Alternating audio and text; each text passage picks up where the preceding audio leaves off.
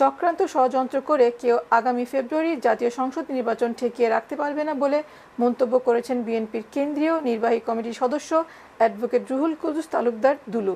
সবাইকে নিয়ে ঐক্যবদ্ধভাবে যে কোনো ধরনের চক্রান্ত প্রতিহত করা হবে।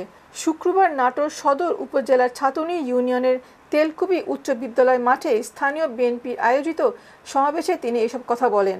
এতে আরও উপস্থিত ছিলেন জেলা বিএনপির আহ্বায়ক রহিম নেওয়াজ, যুগ্ম আহ্বায়ক মোস্তাফিজুর রহমান শাহীন, সাইফুল ইসলাম আফতাব, সদর থানার বিএনপির আহ্বায়ক অধ্যক্ষ রফিকুল ইসলাম, জেলা যুবদলের সভাপতি এহাই তালুকদার ডালিম, জেলা শ্রমিক দলের সাধারণ সম্পাদক শফিকুল ইসলাম বুলবুল ও তেলকুপি ইউনিয়নের ৭ নম্বর ওয়ার্ড বিএনপির সাবেক সহসভাপতি আকবর মিয়াজি, সাবেক সাধারণ সম্পাদক বাবর আলী ভুইয়া সহ ইউনিয়নের স্থানীয় বিএনপির নেতৃবৃন্দ।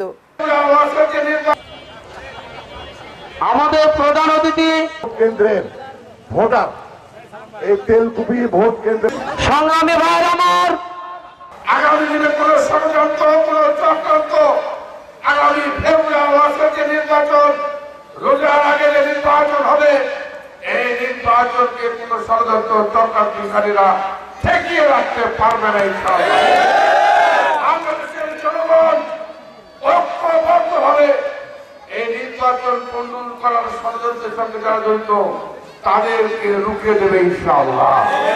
আর এই জন্য আমি আপনাদেরকেও প্রস্তুত থাকার আহ্বান জানাই।